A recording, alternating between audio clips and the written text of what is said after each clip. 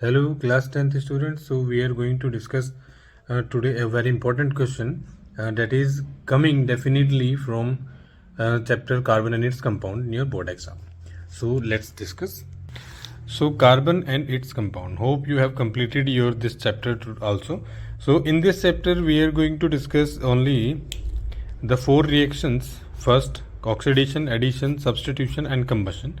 These four reactions are known as chemical properties of carbon and its compounds. तो ये बहुत important है बच्चों. तो कैसे करना देखो, ऑक्सीडेशन ऑफ इथेनॉल. तो सबसे पहले आपने क्या करना है, ऑक्सीडेशन ऑफ इथेनॉल. इथेनॉल सबको पता होना चाहिए. इथेनॉल क्या होता है, C2H5OH. C2H5OH और इसका दूसरा नाम होता है इथाइल अल्कोहल. तो अगर ध्यान रखना, अगर आपने अल्कोहल का ऑक्सीडेशन करना है, ऑक्सीडेशन का मतलब क्या होता है, ऑक्सीडेशन का मतलब होता है addition of oxygen. Addition of oxygen. तो ऑक्सीजन हमें क्या करना, ऐड करना है. तो अल्कोहल में इन प्रेजेंस ऑफ एल्कलाइन KMnO4 और acidified K2Cr2O7. You don't have to remember these, but हाँ इतना पता होना चाहिए कि ये क्या होते हैं. और हीट करते हैं तो यहाँ आपको मिल जाता है इथेनोइक एसिड. डेट मीन्स कि इसमें कितना ऑक्सीजन है, एक. इसमें कितना ऑक्सीजन हो गए, दो. एक ऑक्सीजन होगी एक्स्ट्रा, ऐड हो गई है ना ऑक्सीजन. तो ये ऑक्सीजन प्रोवाइड करा रहे हैं. तो बच्चों इन दोनों को बोलते हैं ऑक्सीडाइजिंग एजेंट. क्या बोलेंगे इनको, ऑक्सीडाइजिंग एजेंट. समझ में आ रहा है. ऑक्सीडाइजिंग एजेंट कौन होती है, जो ऑक्सीजन प्रोवाइड कराते हैं. तो ये इसको ऑक्सीजन प्रोवाइड करा रहे हैं. और ऑक्सीडेशन ऑफ अल्कोहल से हमेशा क्या बनेगा, ethanoic acid. So this is your first equation. Second हम बात कर रहे हैं एडिशन रिएक्शन का. सो एडिशन रिएक्शन की जब हम बात कर रहे हैं, एडिशन मतलब कुछ चीज ऐड हो रही है, ऑक्सीडेशन मतलब ऑक्सीजन ऐड हो रही है. एडिशन में कुछ चीज ऐड कर रहे हैं. तो ये हमने क्या किया, ऐड इधर H2 हाइड्रोजन ऐड किया. हमेशा याद रखना, जब भी हाइड्रोजन ऐड होती है तो उसको बच्चे क्या बोलते हैं, रिडक्शन. बताओ तुमने पढ़ा है कि नहीं. एडिशन ऑफ हाइड्रोजन को क्या बोलते हैं, रिडक्शन. तो रिडक्शन हमेशा किसके प्रेजेंस में होगा, निकल के प्रेजेंस में होगा. किसके प्रेजेंस में, निकल. तो यहाँ आपने क्या करना है, ये बॉन्ड टूट जाएगा आपका. एक हाइड्रोजन इधर ऐड कर दो, एक हाइड्रोजन इधर. क्यों ऐड कर रहे हैं हाइड्रोजन, भाई कार्बन की वैलेंसी कितनी होती है, 1 2 3 4. कार्बन कैसा होता है आपका, टेट्रावैलेंट. कार्बन आपका कैसा होता है, टेट्रावैलेंट. तो अगर यहाँ एक बॉन्ड मैं ये तोड़ दूंगा तो इसकी वैलेंसी 1 2 3 ही रह जाएंगी. इसलिए इसमें एक हाइड्रोजन यहाँ ऐड कर दिया, एक हाइड्रोजन इधर. तो वैलेंसी पूरी रही, टेट्रा वैलेंसी हुई. और इस रिएक्शन को क्या बोलते हैं, रिडक्शन ऑफ इथीन. क्या बोलते हैं, रिडक्शन ऑफ इथीन. और क्या बनता है, इथेन. क्या बनता है, इथेन. अब ध्यान रखने वाली बात क्या है, इथेन को सैचुरेटेड कहते हैं, इथीन अनसैचुरेटेड होता है. इथीन को वेजिटेबल ऑयल कहते हैं, इथेन वेजिटेबल घी होता है. और इस रिएक्शन को हाइड्रोजिनेशन ऑफ ऑयल. हाइड्रोजिनेशन का मतलब क्या है, हाइड्रोजन का ऐड. एडिशन ऑफ हाइड्रोजन को ही क्या बोलते हैं, हाइड्रोजिनेशन ऑफ ऑयल. एल्कीन में करने के बाद ये हमें मिलता है. तो ये चीज़ें आपको जो है याद रखनी है. तो एल्कीन आपका क्या है, अनसैचुरेटेड हाइड्रोकार्बन. तो वेजिटेबल ऑयल कौन सा है बच्चे, इथीन. और वेजिटेबल घी कौन सा है, ये इथीन. और वेजिटेबल घी को ही क्या बोलते हैं, डाल्डा. सुना होगा सबने, खाया भी होगा. तो ये याद रखनी है एडिशन रिएक्शन आपको. एक ये याद रखनी है ऑक्सीडेशन. थर्ड हम बात करें सब्सटीट्यूशन.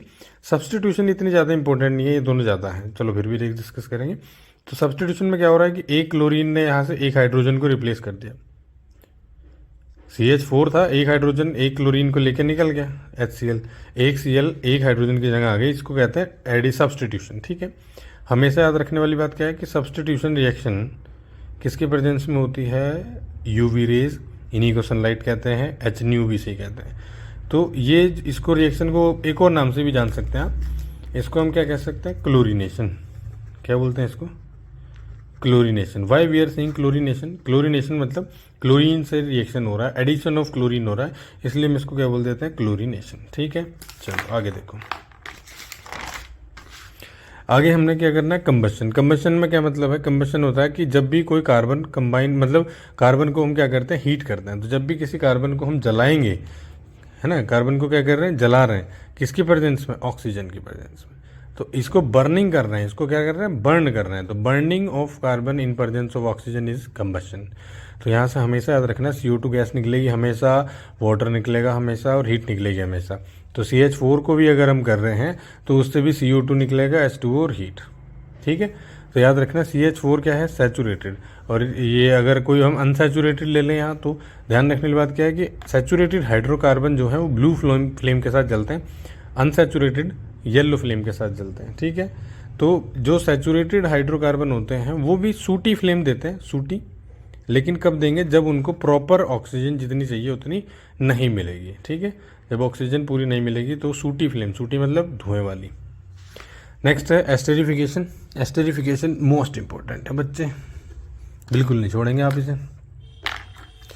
तो एस्टेरिफिकेशन में याद रखना, एस्टेरिफिकेशन बनता है एस्टर। पहली बात याद रख ली हमने, एस्टेरिफिकेशन में क्या बनता है, एस्टर। और एस्टर की स्मेल कैसी होती है, स्वीट। कैसी होती है, स्वीट, ठीक है। एस्टर की स्मेल कैसी होती है, स्वीट होती है। अब हम याद रख लें एस्टेरिफिकेशन में दो ही चीज़ें होती है बच्चे, देखो, एक तो होता है आपका इथेनॉल, एक तो होगा इथेनॉल और एक इथेनोइक एसिड, और जो बनेगा उसका नाम होता है इथाइल इथेनॉइड। इथाइल इथेनॉइड, देखो मैं यहाँ बता दूँ आपको। तो आपने क्या करना है, आपने लेना है C2H5OH जो कि क्या है, एल्कोहल, इथेनॉल, और एक आपने लेना है CH3COOH, एक एल्कोहल, एक दूसरा कौन सा है, इथेनोइक एसिड। इन दोनों को कॉन्सनट्रेटेड H2SO4 के साथ रिएक्शन कराना है। तो हमें देखो कुछ नहीं करना, आपने कुछ नहीं करना इसमें से। इसमें आप याद रखेंगे कि यहाँ से ये पूरा OH निकाल दो और यहाँ से H निकाल दो और इन दोनों को जोड़ दो। तो ये जो H निकला, यहाँ से H निकलने के बाद ये बचा, इसको लिखते हैं पहले CH3COO, और फिर जो इधर बचा है वो लिख दो, और एक OH और H मिलके क्या बन गया, H2। तो ये आपकी कौन सी रिएक्शन है, एस्टेरिफिकेशन। कौन सी रिएक्शन है, एस्टेरिफिकेशन। इसमें हमने क्या क्या लिया, एक एल्कोहल, एक इथेनोइक एसिड, और ये जो बना है इसका नाम क्या है, देखो ये इसका नाम इथेनॉल, इथेनोइक एसिड, और इसका नाम जो है इसको कहते हैं इथाइल इथेनोएट, इथाइल इथेनोएट। देखो इथाइल इस तरफ है और इस पूरे का नाम इथेनोएट है, इथाइल इथेनोएट, ठीक है। तो आपकी जो रिएक्शन है इथाइल इथेनोएट बनाने वाली, ये बहुत इंपॉर्टेंट है। तो आपने क्या करना है, एल्कोहल लेना है, इथेनोइक एसिड, और उसमें से H2O बाहर निकाल देना है, ठीक है बच्चे। एक और रिएक्शन और पढ़ लेते हैं, that is dehydration. Dehydration, hydration मतलब एडिशन ऑफ हाइड्रोजन, डिहाइड्रेशन मतलब आपका रिमूवल। जहाँ भी DE वर्ड लग जाएगा वहाँ समझ जाना क्या हो रहा है, रिमूव हो रही है वो चीज़। तो हाइड्रोजन जब रिमूव होगी तो उसको क्या कहेंगे, डिहाइड्रेशन। तो आपके पास क्या होना है यहाँ, C2H5OH, और इसने आपने क्या करना है, इसमें हॉट कॉन्सनट्रेटेड H2SO4 के साथ रिएक्शन कराना है। तो यहाँ से आपका जो बाहर निकल रहा है, हाइड्रेशन निकल रहा है। हाइड्रेशन मतलब पानी। तो आपका H2O क्या हो रहा है, बाहर हो रहा है। डिहाइड्रेशन होता है ना, आपको डॉक्टर बोलता है कभी गर्मियों में। तो आपने क्या करना है, H2O बाहर निकाल देना है, और ये बनता है। तो देखो यहाँ होता कैसे है, यहाँ हमने इसके 2 मॉलिक्यूल लेने होते हैं। तो आप हमेशा बस ये याद रखना कि आपके पास जो प्रोडक्ट बनेगा वो कौन बनेगा, एल्कीन। क्या बनेगा, इथीन। तो आपके पास जो बच्चे प्रोडक्ट बनेगा वो क्या बनेगा, इथीन। तो आपका इथेनॉल को जब हॉट कॉन्सनट्रेटेड H2SO4 से ट्रीट कराओगे तो क्या बनेगा, इथीन। क्या बनेगा यहाँ पे, इथीन। तो ये और ये तो बिल्कुल अच्छे से आपने एकदम से याद रख लेनी है, तभी आगे का आप कर पाओगे। फिर एक रिएक्शन है saponification. So when we are talking about the saponification, तो सैपोनिफिकेशन में क्या होता है कि सैपोनिफिकेशन में आपने जो भी पीछे एस्टेरिफिकेशन में एस्टर बनाया है, तो उस एस्टर को हमने NaOH के साथ रिएक्शन करा देना है इन प्रेजेंस ऑफ कॉन्सनट्रेटेड H2SO4। तो यहाँ से क्या होता क्या है कि आपका जो बॉन्ड है वो कहाँ से टूटता है, वो बॉन्ड यहाँ से टूटता है ऐसे। तो एक को आप Na दे दो और एक को OH, एक को Na एक को OH, OH इधर Na इधर, तो CH3COONA और C2H5OH। तो ये सैपोनिफिकेशन है, ये भी आपको याद करके रखनी है। फिर एक क्वेश्चन आता है बच्चे इस तरह से कि टेस्ट ऑफ अल्कोहल और कार्बोक्सिलिक एसिड। पर्टिकुलर आपसे पूछा जाएगा कि ये अल्कोहल है कि इसको टेस्ट कैसे करेंगे, और ये कार्बोक्सिलिक एसिड है तो इसको टेस्ट कैसे करेंगे। या हमारे पास 2 टेस्ट ट्यूब हैं, एक में अल्कोहल है, दोनों का कलर सेम होता है, तो कैसे आप उसको टेस्ट करेंगे। तो कार्बोक्सिलिक एसिड की अगर मैं बताऊँ आपको, स्मेल जो होती है वो बर्निंग होती है, बर्निंग। अल्कोहल की फिर भी ठीक होती है, कार्बोक्सिलिक एसिड की बहुत गंदी स्मेल होती है। चलिए, तो CH3COOH कार्बोक्सिलिक एसिड को कैसे आपने टेस्ट करना होता है। तो कार्बोक्सिलिक एसिड को लिटमस टेस्ट भी कर सकते हैं।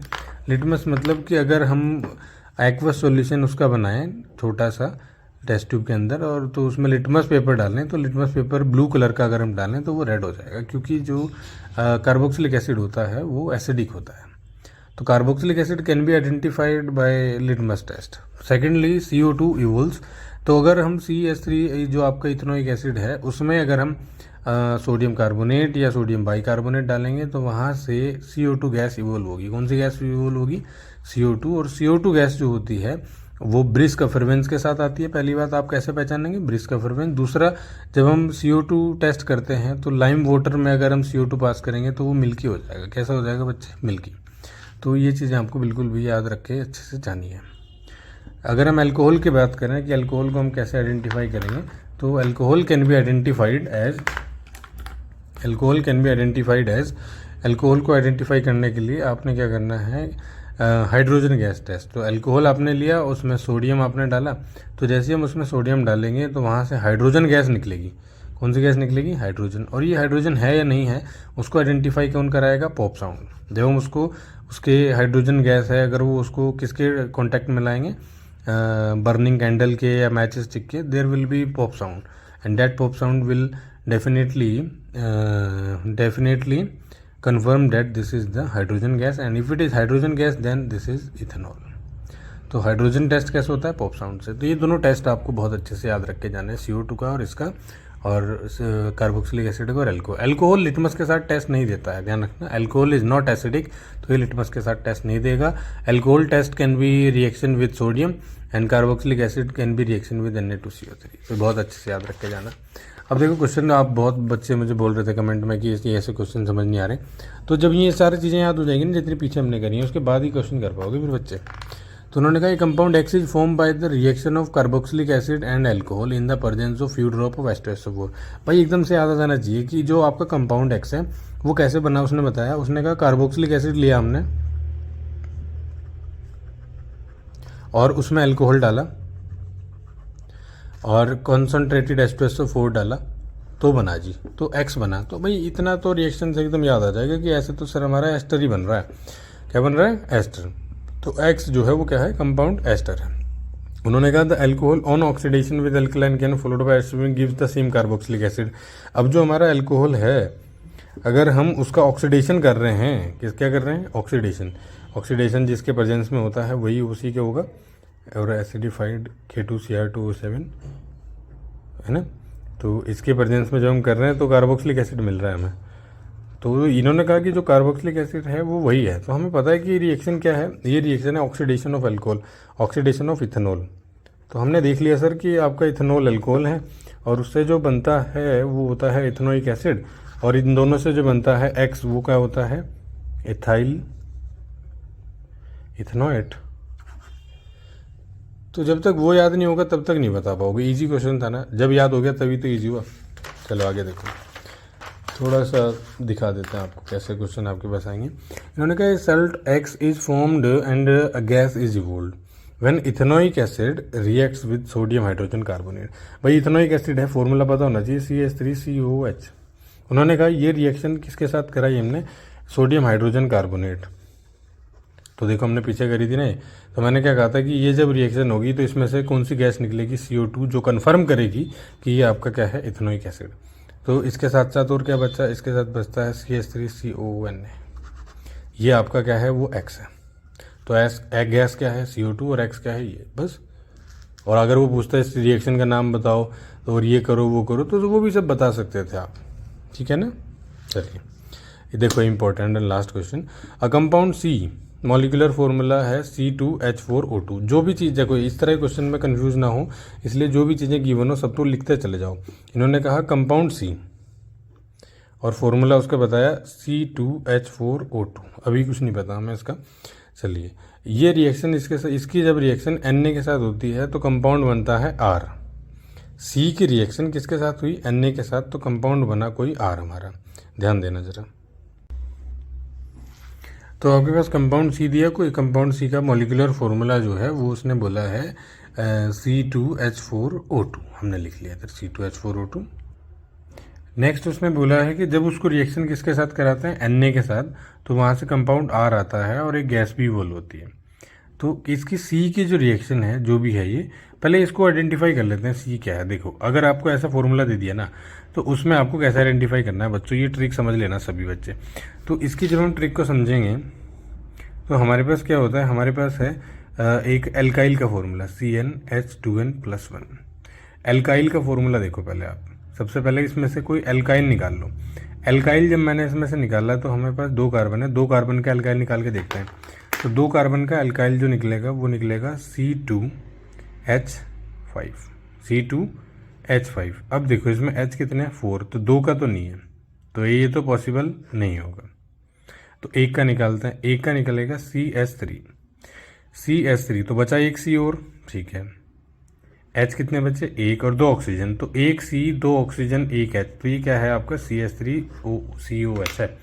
इस तरह से आप इस फॉर्मूले को ऐसे रिलेट कर सकते हैं, समझना इसको, ठीक है, ध्यान से।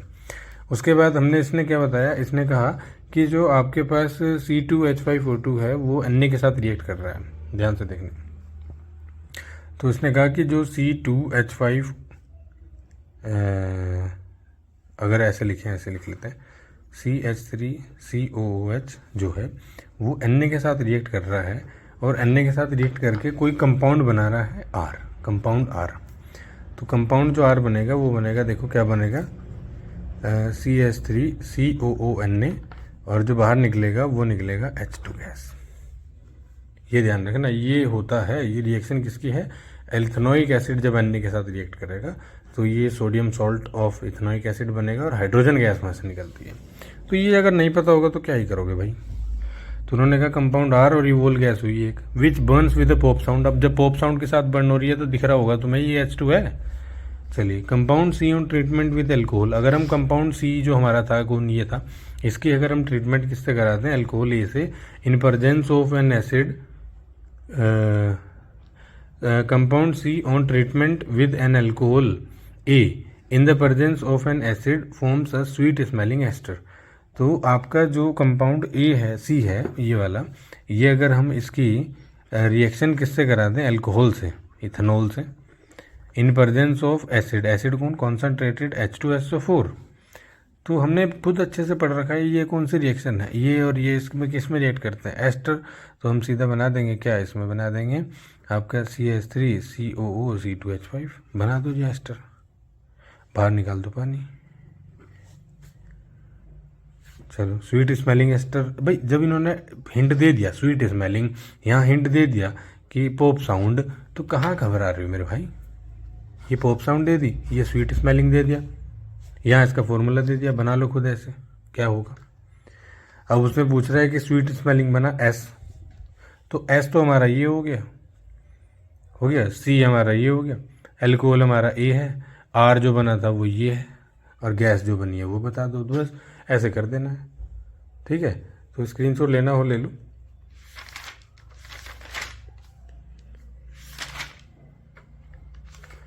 छोड़ के नहीं जाओगे कुछ भी।